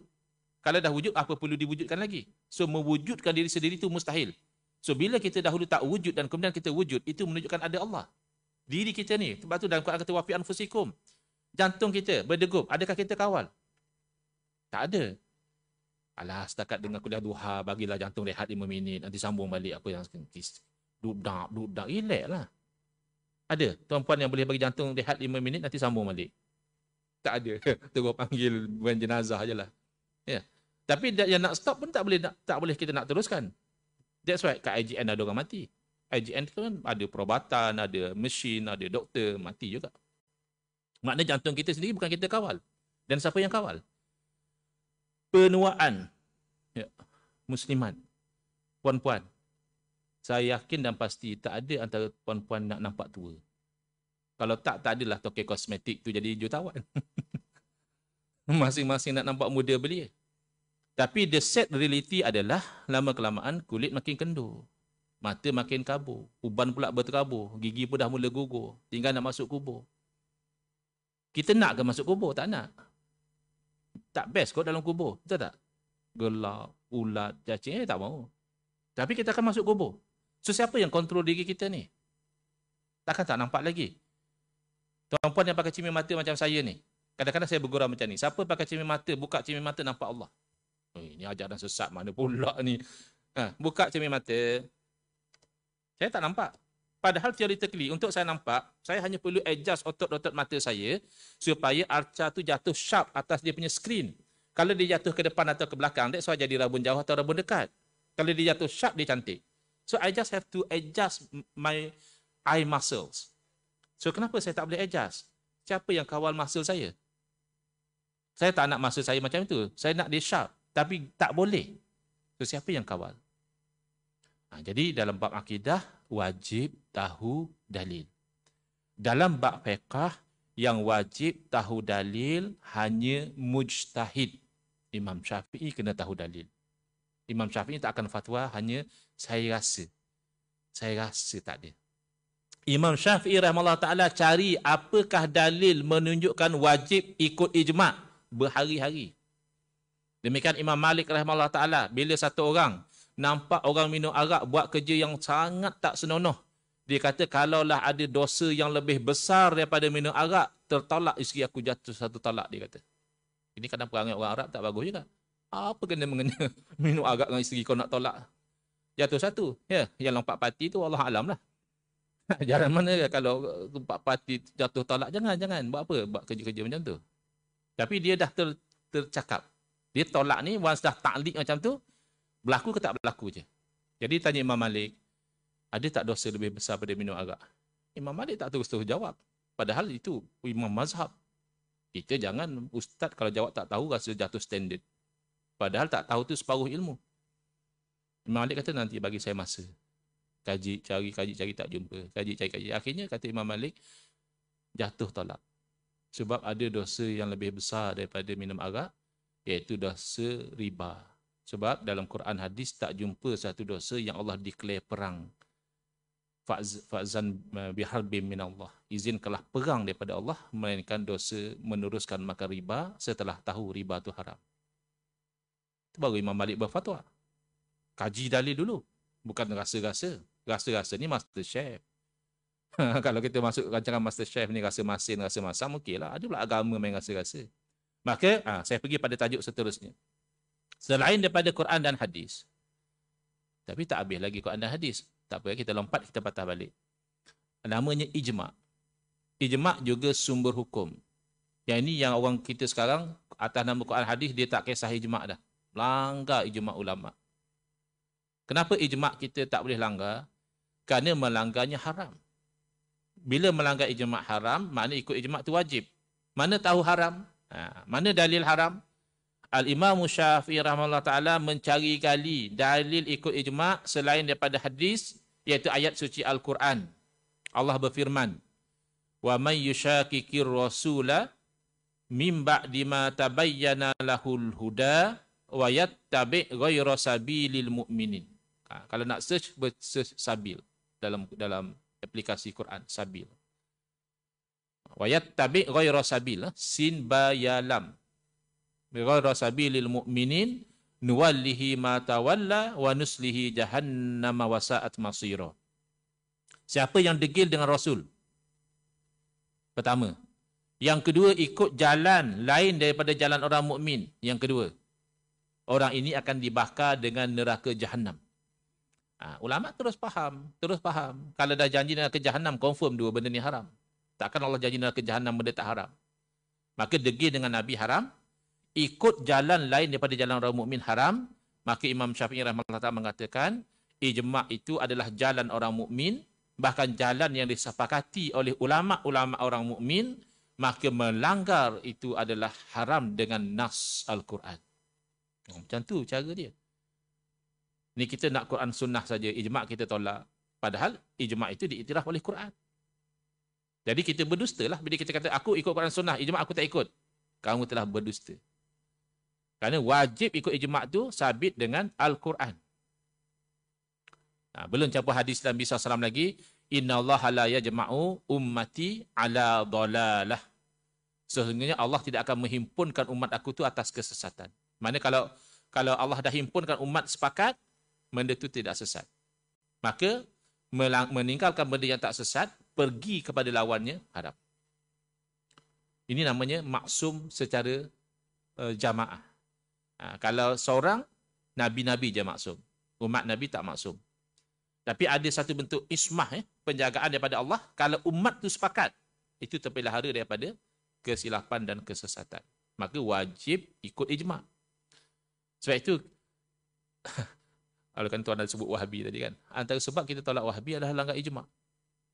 Bahkan idola Wahabi itu Syekh Ibn Taymiyah, hebat. Syekh Ibn Taymiyah bukan seperti Wahabi-Wahabi di Malaysia ni, ramai yang jahil sebenarnya. Syekh Ibn Taymiyah ni ulama besar, alim dalam pelbagai cabang ilmu. Masih ditolak oleh ulama sezaman beliau, bukan kerana beliau ni jahil, tidak alim, tapi semata-mata kerana fatwa beliau melanggar ijma'. Antara fatwa Imam Ibn Taymiyah yang masih dipegang oleh Wahabi sampai sekarang adalah mengharamkan musafir untuk ziarah makam Nabi SAW. Padahal ulama ijma' sebelum tu. Ziarah kubur sunat, apatah lagi kubur Nabi, makam Nabi SAW. Maka orang yang nak ziarah tapi duduk jauh, dia kena musafir dulu. Musafir nak buat benda sunat, hukumnya sunat. Di sisi Ibn Taymiyah, musafir itu haram. Hanya salah faham hadis. Tapi ulama tolak. Bila dihukum penjara kerana fatwa itu. Jadi, ijma' adalah sumber hukum yang ketiga. Ya? Okay, saya patah balik sikit, takut saya terlupa tentang Quran dan sunnah tadi. Daripada sudut sabit, kita dah terangkan secara asas. Ada sudut yang kedua namanya dilalah. Tadi subut.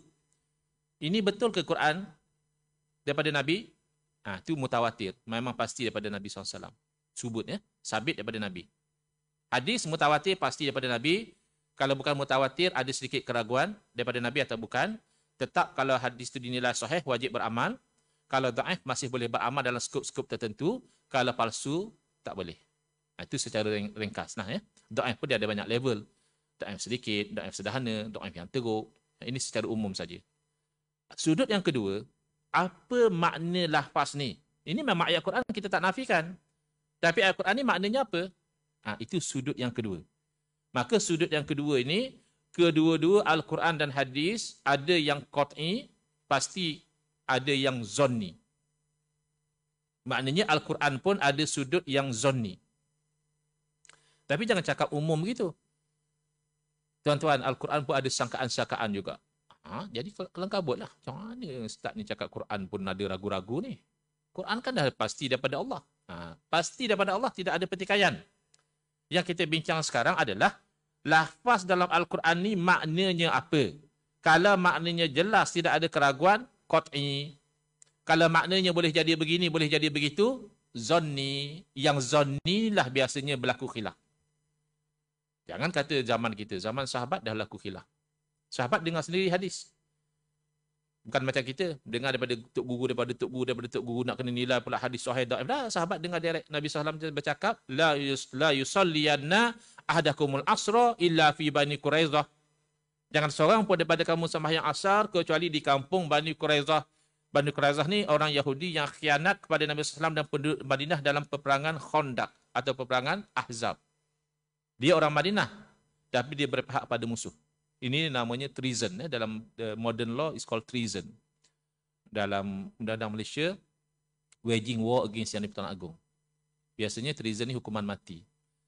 Sebab khianat ni bahaya besar. Jadi zaman Nabi SAW, Allah wahyukan kepada Nabi supaya perangi pengkhianat. Jadi Nabi hantar tentera.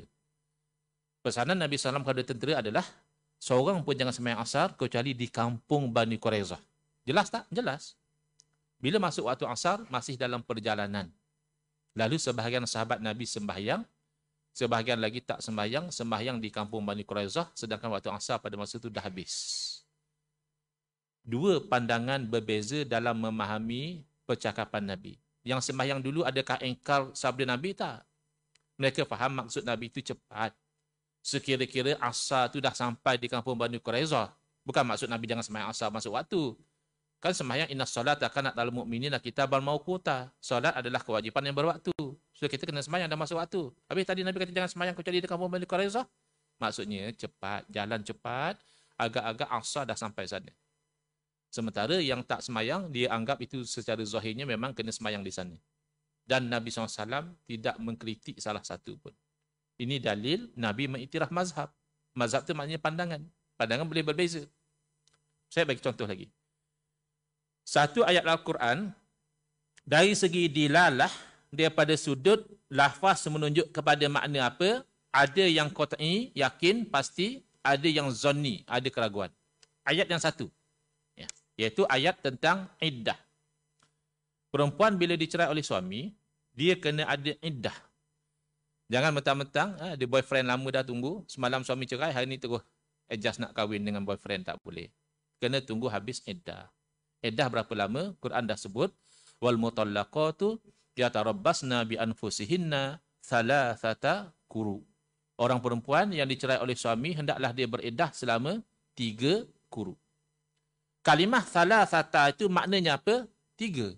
Ada makna lain? Tak ada. Maka qat'i, pastilah iddah itu 3 kali. Maka tak ada khilaf. Perempuan yang merdeka yang bukan hamba, iddahnya 3 kali quru. Apa makna quru? Situ ada masalah. Kenapa? Quru dalam bahasa Arab dia panggil kalimah yang mustarakah. Kadang-kadang orang dia cerita Quran hadis, dia pun tak tahu apa mustarakah. Apa istilah-istilah tentang tak tahu. Dia hanya Quran hadis saja. Quru kalimah mustarakah maknanya kalimah yang dikongsi makna oleh 2 makna. Dalam kes ni 2 makna. Satu makna quru adalah haid, satu lagi makna quru adalah suci daripada haid. Dua-dua tu dia menamakan quru. Maka ulama nak fatwa kena tanya. Yang dimaksudkan dalam Quran ni haid ke suci? Terpaksa rujuk ayat Quran lain. Kerana Quran sama Quran saling tafsir-menafsirkan. Terpaksa rujuk hadis Nabi. Kerana salah satu fungsi hadis menerangkan makna Al-Quran. Bahkan terpaksa rujuk kaedah bahasa Arab. Kerana Quran dalam bahasa Arab. Kena faham ikut kaedah bahasa Arab. Natijah daripada buat perkara-perkara ini, ulama dalam mazhab Hanafi mengatakan quru dalam ayat bermakna haid, keluarlah fatwa 3 kali haid sudah habis iddah. Ulama dalam mazhab Syafi'i juga berijtihad dan merumuskan bahawa quru dalam ayat bermakna suci. Lalu keluarlah fatwa 3 kali suci baru habis iddah. Berlaku 2 mazhab. Jadi orang yang kata, Ustaz, kita tak payah ikut mazhab. Kita ikut Quran Sunnah cukup. Ini orang betul-betul tak faham. Walaupun mufti. Kalau sampai cakap macam itu, maknanya tak faham. Kerana mazhab salah satu natijah daripada 2 natijah ikut Quran. Kalau berkata ikut Quran dan Sunnah, kita setuju. Bila ikut Quran dan Sunnah, kalau ulama sepakat, itu namanya ijma'. Kan kita ijma' tadi, tak boleh langgar. Kemungkinan yang kedua, ulama yang ini faham macam ini, ulama yang seorang lagi faham macam lain, itu namanya khilaf. Khilaf itu melahirkan mazhab. Jadi mazhab ni natijah ikut Quran hadis. Macam mana kamu kata jangan ikut mazhab? Kalau tak ikut mazhab ulama, ikut mazhab kamu, itu je. Lepas tu Ustaz Abdul Somad bila ditanya tentang golongan yang tak nak ikut mazhab yang keempat, dia senang je jawab. Mereka lah mazhab yang kelima. Nak suruh ikut dia. Tak ada timbul tak ikut mazhab. Mazhab tu salah satu natijah ikut Quran dan hadis. Baik. Jadi, daripada sudut itu, kenapakah dikatakan begini dan begitu? Kerana lafaz Al-Quran, walaupun pasti daripada Allah Ta'ala, ada keraguan pada makna dia. Itu yang menyebabkan khilaf. Jadi kita bolehlah jawab kalau orang tanya, kenapa orang Islam kata ikut Quran Sunnah? Ikut Quran yang satu, Nabi yang satu, masih berbeza pandangan. So kita boleh terangkan. Ini sebab dia. Baik. Kemudian, hadis juga sama. Ada lafaz dalam hadis yang jelas, tidak ada keraguan, maknanya hanya satu, so tidak ada khilaf. Ada lafaz dalam hadis yang ada keraguan, maknanya pelbagai, boleh jadi ulama khilaf dalam memahami makna. Makanya kita juga boleh faham kenapa ulama ahli sunnah wal jamaah tidak menjadikan ayat-ayat mutasyabihat sebagai dalil akidah. Kan mereka kata Tuhan duduk atas langit, Tuhan atas arash, Tuhan ada tangan, tapi tangan Tuhan lain lah, tak macam tangan kita. Kenapa kita menolak semua ini? Kerana mereka menjadikan ayat mutasyabihat sebagai dalil. Ingat ayat Quran, Ustaz, memang ayat Quran. Tapi maknanya zonni yang parah. Zonni pun dah tak boleh jadi dalil dalam akidah. Ayat mutasyabihat ni, apa makna dia? Quran kata apa?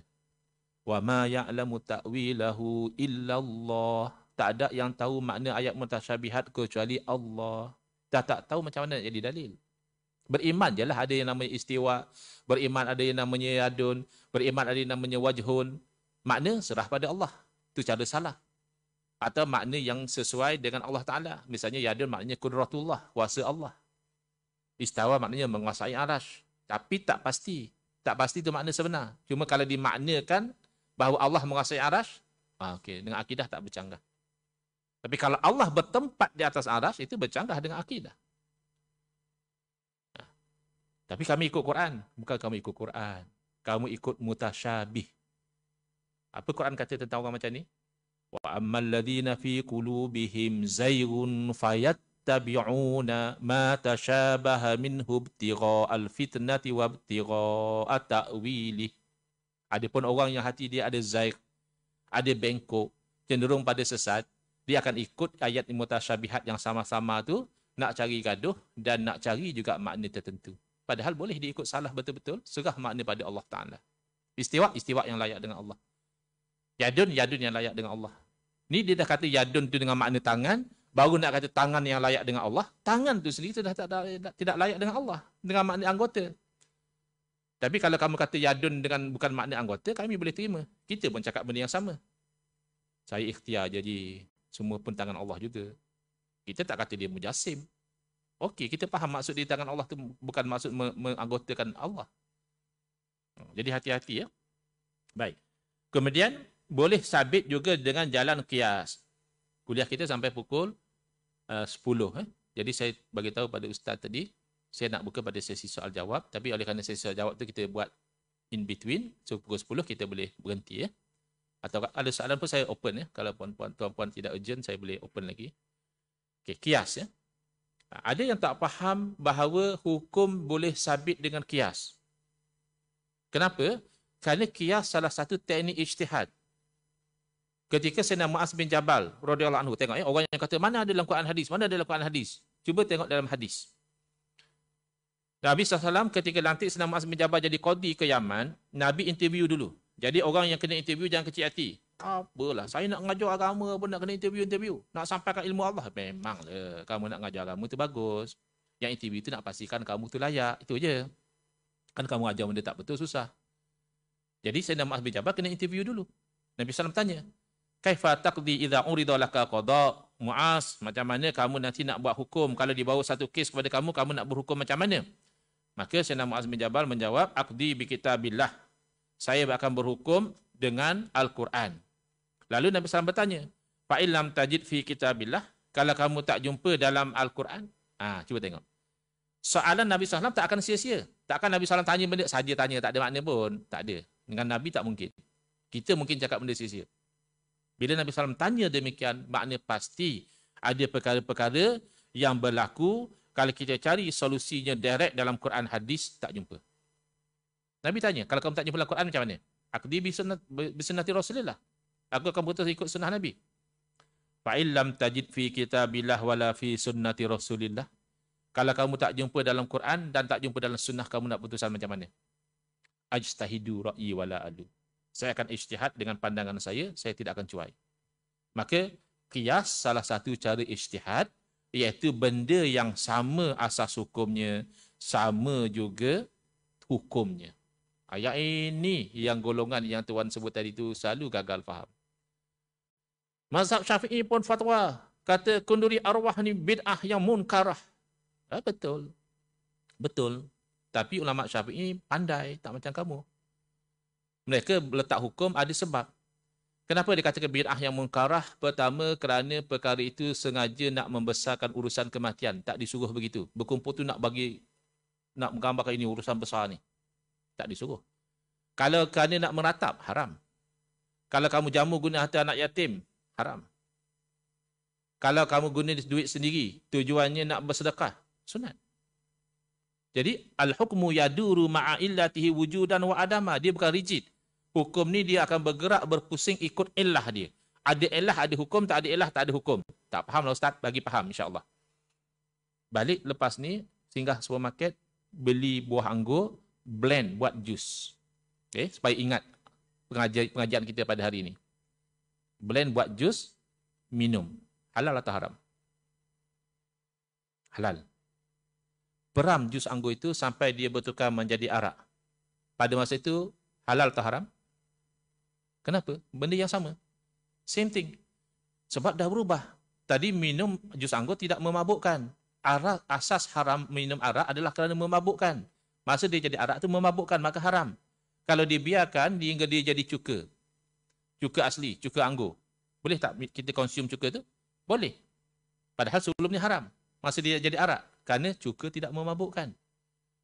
Jadi begitulah misalnya makan bawang makruh kerana bau dia busuk. Kalau ada satu teknologi proses bawang, hilang bau dia. Hilang makruh. Jadi kias ni, elemen penting adalah illah. Kena faham dulu ada illah. Tapi dalam ibadah mana boleh kias Ustaz? Siapa kata tak boleh kias? Tak boleh kias dalam ibadah kerana tak tahu illah. Kenapa tayamum hanya sapu muka, sapu tangan, tak sapu kaki sekali? Mana tahu? Ikut je lah. Tak boleh nak kias lah. Benda kita tak tahu illah. Tapi kalau benda tu tahu illah, misalnya kenapa kita tu buat haji bagi pihak ibu kita kerana hutang bagi Allah Ta'ala, maka apa-apa hutang yang orang tu terhutang, kita boleh bayar bagi pihak ibu kita. Sebab Nabi SAW kias. Dulu ibu aku ada bernazar nak buat haji. Meninggal tak sempat buat haji, ya Rasulullah. Adakah aku buat haji bagi pihak dia? Nabi SAW boleh je jawab, buat haji. Tapi kenapa Nabi kias dulu? Kalau ibu kamu ada hutang dengan orang, adakah kamu bayar hutang dia? Tentu saya bayar, ya Rasulullah. Maka hutang Allah lebih berhak untuk kamu bayar. Nabi guna analogi. Untuk dia boleh kaitkan, kenapa kena bayar haji mak dia dan nazar tadi? Kerana itu hutang. Sebagaimana kamu bayar hutang orang, kamu kena bayar hutang Allah Ta'ala lebih aula lagi. Haji kan ibadah. Nabi SAW guna kias. Jadi kias tidak terhad hanya kepada muamalat. Kias juga terpakai kepada ibadah dengan syarat diketahui asas hukum. Kalau tak tahu memang tak boleh kias. Dalam bab apa pun, kalau illah gagal dikenal pasti, tak boleh kita tu kias. Dan nak kenal illah pun ada masalik dia, ada teknik dia. Yang tu kadang-kadang kita tak tahu. Ni kias. Ya kias, kamu guna masalik mana? Ada yang makul, ada yang mankul. Nak kenal, nak pasti illah tu. Saya bagi contoh ya. Ini contoh sebenar. Saya terangkan kepada satu orang. Beliau terpelajar dan beliau belajar usul fiqh. Tapi mungkin tak berapa faham di satu sudut. Isunya apa? Tarhim subuh. Apa hukum tarhim subuh? Mungkin sekarang dah kurang diamalkan. Mungkin sekarang bahkan dihidupkan balik sunnah azan pertama. Alhamdulillah. Jadi, saya nak bincang hukum. Apa hukum tarhim subuh? Setengah jam sebelum subuh, dia istighfar, munajat, dan yang selalu kata tarhim tu sebab dia akan sebut, Ya Arhamar Rahimin, Irhamna. Ya. Apa hukum? Kita kata hukumnya sunat. Mana dalil? Kita jawab kias. Kias kepada apa? Kias kepada azan pertama. Azan pertama tu hukumnya sunat. Kenapa yang ni sunat juga? Kerana asasnya sama. Azan pertama nak bagi tahu pada orang hampir masuk waktu subuh. Yang mana nak puasa boleh siap-siap untuk bersahur. Yang mana nak semayang siap-siap untuk semayang. Tarhim pun sama juga fungsinya. Jadi oleh kerana ilahnya sama, hukumnya sama. Lalu dia membangkang, kata dia, la qiyasa fi mauridin nas. Tak boleh kias kerana tempat tu dah ada nas. Nasnya apa? Azan pertama. Baik, dia kena faham. Kias itu memang biasanya terbina atas nas. Macam minum air ketum haram. Tak ada nas. Nas haram minum arak. Tapi asasnya sama. Sebagaimana air ketum, bukan sejenis air ketum ya. Air ketum yang diproses, diperam jadi campur obat nyamuk lah. Macam-macam tu jadi mabuk kalau minum. Yang itu haram. Yang air ketum biasa tu wallahu alam ya, katanya bagi tenaga itu. Okey, yang mabuk tadi haram, tak ada nas sebenarnya. Hanya kias kepada minum arak. Minum arak tu yang haram dengan nas. Maka asas kias adalah nas. Jadi bila kita kias tarhim kepada azan pertama, itu betul. Yang dia maksudkan tak boleh kias tempat ada nas adalah kias yang membatalkan nas. Contoh ya, katakanlah kita bagi cadangan, oleh kerana azan pertama itu adalah sunnah, berlaku di zaman Nabi SAW, saya cadangkan kita hidupkan sunnah ini, subuh kita azan 2 kali. Azan sebelum masuk waktu dan azan masa masuk waktu. Lalu ada AJK bangkang. Dia kata mana boleh. Cuba kita kias tengok. Zuhur sekali, asar sekali, maghrib sekali, isyak pun sekali. So kita kiaslah, subuh pun sekali je lah.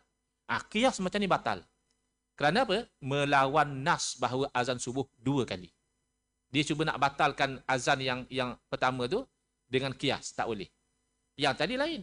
Yang tadi kita kata sunat tarhim kias kepada azan pertama. Jadi azan pertama tu hukumnya sunat. Jadi ulama' menerangkan kalau dia nak buat satu saja. Yang afdal buat dua-dua. Azan pertama buat, azan masuk waktu buat. Tapi dia kata tak, kami nak buat satu. Maka pilihlah azan masuk waktu. Kerana azan masuk waktu itulah yang crucial. Orang nak semayang pada masa tu. Azan yang pertama tu buffer sebagai persediaan. Tapi yang afdal, of course lah azan dua-dua. Tapi tidak sampai membatalkan kias tarhim tadi. Jadi kias dengan kias inilah berkembang hukum. Ya? Kerana tidak semua perkara disebut secara jelas. Cryptocurrency nak cari ayat Quran, tak ada. Kalau ayat ketum tak ada ayat Quran, macam mana benda-benda yang baru kita dewas, teknik-teknik baru tu tak ada. Jadi dah pukul 10 sekarang. Saya boleh berhenti terus. Ataupun ada soalan. Sila.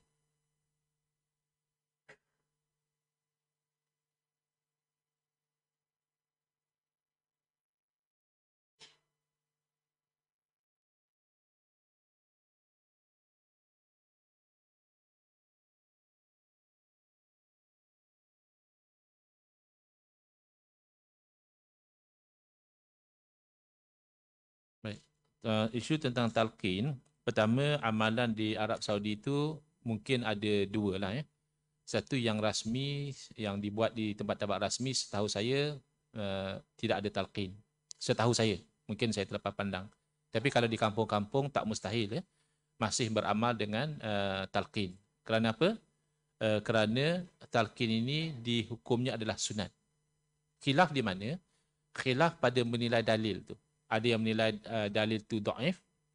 Tapi kalau dhaif pun dalam bab fadilatul amal masih boleh kita beramal. Jadi ulama-ulama kita memfatwakan sunat. Sunat saja tak jadi isu. Yang haramnya bergaduh tu. Sampai bermasam muka adik-beradik isu talqin. Ya. Jadi paling kita kata isu tu adalah khilaf. Saya tak berani kata tak talqin di Arab Saudi. Kerana setahu saya, pengasas fahaman Wahabi iaitu Syekh Muhammad bin Abdul Wahab, beliau sendiri tidak mengharamkan talqin.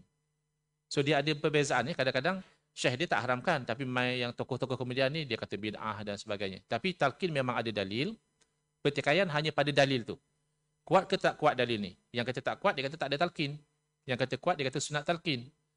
Jadi bila talqin, of course dia memberi manfaat kepada dua-dua. Corak pemikiran mereka adalah orang mati dah mati habis, tak dengar apa, tak boleh buat apa dah. So kalau kita cakap apa-apa pun tak bagi manfaat. Di sisi kita Ahli Sunnah wal Jamaah, bacaan-bacaan ini memberi manfaat kepada orang hidup dan orang mati. Ini kias aula ya. Kias aula kepada kejadian Nabi SAW memberitahu 2 orang dalam kubur sedang diseksa. Lalu Nabi SAW ambil pelepah tamar yang masih basah. Lalu Nabi SAW pacakkan. Nabi bersabda, moga-moga direngan kena azab selagi mana pelepah tamar ni belum kering. Jadi di situlah ulama istinbat. Apa kaitannya pelepah tamar belum kering? Iaitu pelepah tamar yang basah itu masih hidup. Benda hidup dia ada tasbih dia. Walaupun pokok, walaupun benda-benda yang kita nampak tak dengar tasbih dia, tapi di sisi Allah ada tasbih dia. Jadi kata para ulama, kalau tasbih seumpama pelepah tamar boleh memberi keringanan azab kepada orang dalam kubur, takkan bacaan Quran manusia tak ada faedah. Takkan talqin tidak ada faedah. Tapi ala ayi hal katalah benda ni khilaf, tak perlu diperbesarkan. Kita berlapang dada. Yang tak mau talqin, nasiblah. Itu saudara kamu. Kamu tak nak talqin, bukan wajib. Yang kami nak talqin, jangan kamu bid'ahkan pula. Jadi gaduh. Kalau boleh berlapang dada macam itu, senang. Tapi kalau di Arab Saudi, saya tak pasti yang rasminya mereka amal atau tidak. Tapi tak mustahil di kampung-kampung mereka tu yang masih berpegang dengan mazhab, kemungkinan besar mereka masih amalkan. Wallahu a'lam. Jadi setakat itu, ada lagi. Sila. Forex trading. Forex trading ni dah ada fatwa dia, tapi secara umumnya yang diharamkan itu atas dasar dia satu bentuk spekulatif activity, satu bentuk gambling. Tapi kalau sebagai yang saya tahulah yang dibenarkan adalah kalau dia dalam bentuk hedging the risk of fluctuation in monetary punya value. Ada orang dia ada komitmen masa depan dia misalnya untuk dia bayar dalam US dollar, so dia tak nak take the risk of US dollar punya tu, so dia akan ada janji. Tapi forex trading yang diharamkan tu sebab dia memang ada elemen gambling. Dia hanya bernasib lah turun naik dia tu, dia akan make the profit dekat situ. So boleh jadi dia zero sum game lah, dia boleh jadi rugi, dia boleh jadi untung. So saya tak tahu yang kata boleh forex trading tu mungkin dia ijtihad sendiri ke atau macam mana. Boleh cek fatwa dah ada tu. Fatwa tentang forex trading dah ada. Wallahualam.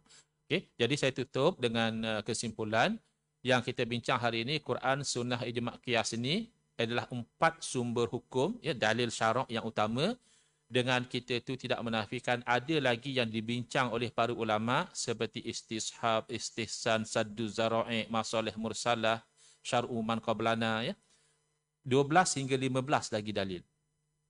Cuma dalil syarak bagi masyarakat awam macam Ustaz Engku, macam kawan-kawan Ustaz Engku, adalah fatwa ulama.